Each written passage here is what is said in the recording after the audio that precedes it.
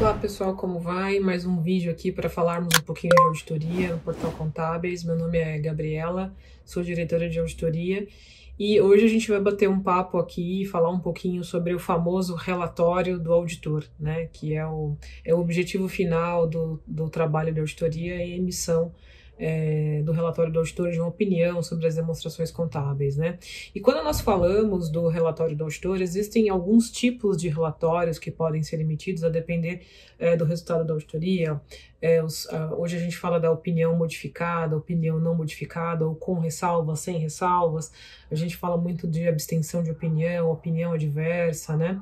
Então o objetivo aqui é só trazer rapidamente para vocês os tipos de relatório que existem e como o relatório de auditoria é estruturado, né? E por que tem ali os parágrafos, enfim, que a gente precisa tratar. É claro que a gente não vai falar de uma maneira detalhada aqui, mas para que vocês possam conhecer um pouco sobre a estrutura e os tipos de relatório. Então, nós temos hoje a opinião modificada e a opinião não modificada. A opinião não modificada é o que nós chamávamos antigamente de opinião limpa, né, que é a opinião sem ressalvas. A opinião modificada é a opinião que contém a ressalva de algum assunto. Nós também temos a opinião adversa e a abstenção de opinião. Falando aqui do modelo mais tradicional, que é a opinião não modificada, a opinião sem ressalvas, né? A estrutura do relatório do auditor ela já começa com um parágrafo da opinião, propriamente dito. E nesse parágrafo, o auditor normalmente detalha, né, que ele fez o exame das auditorias das demonstrações financeiras, demonstrações contábeis da companhia, consolidadas ou individuais, ele menciona isso nesse parágrafo, e que sobre todos os aspectos ali, né, relevante, enfim, que compreende todas as peças das demonstrações financeiras, balanço patrimonial, a demonstração do resultado, demonstração da mutação do patrimônio, demonstração do resultado abrangente e o fluxo de caixa, né? E que sobre todos esses aspectos aí ele conclui de maneira satisfatória sobre essas demonstrações, né? Tecnicamente, claro que tem um texto padrão, né, para a gente poder colocar ali dentro desse relatório, mas basicamente o relatório ele já abre com esse texto ali que é a opinião, né? Então você já é direto mostrando qual que é a opinião do auditor. Depois existem alguns outros parágrafos que a gente fala sobre a responsabilidade do auditor, a responsabilidade da administração, enfim, do auditor, a responsabilidade do auditor, a gente vai divulgar as normas de auditoria, né, que o trabalho seguiu ali, as normas brasileiras de auditoria e internacionais, a questão ética.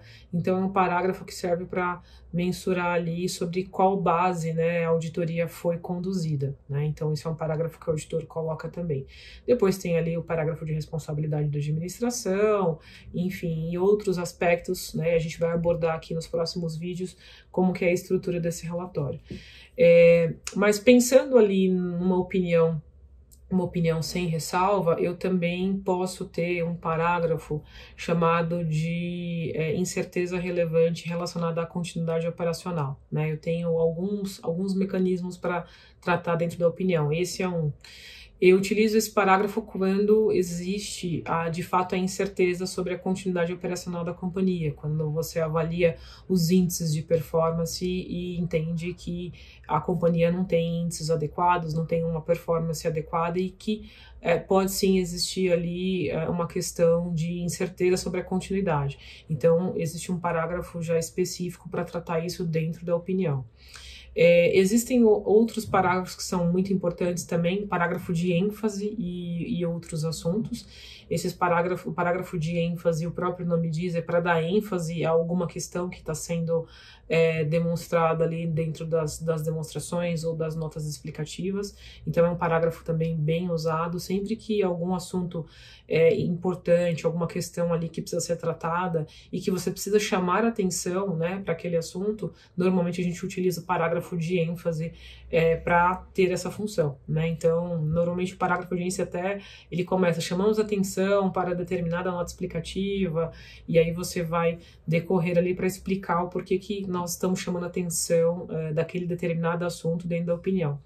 E o parágrafo de outros assuntos, o próprio nome diz, é um parágrafo de outros assuntos, né? Então não é uma ressalva, não é nenhum tema controverso que eu preciso tratar como uma ressalva, ele não é uma ênfase porque ele não está sendo tratado dentro ali das notas explicativas ou de algum aspecto que eu tenha que chamar a atenção das peças, das demonstrações, mas ele é um assunto importante, né? Normalmente no parágrafo de outros assuntos a gente trata, por exemplo, de questões sobre as demonstrações comparativas quando elas foram auditadas por outros auditores, né? Então eu preciso mencionar que as demonstrações comparativas do ano database X foram auditadas por outros auditores e não continha, né, a opinião foi emitida numa data tal e não continham modificações ou continham modificações relacionadas a tais temas.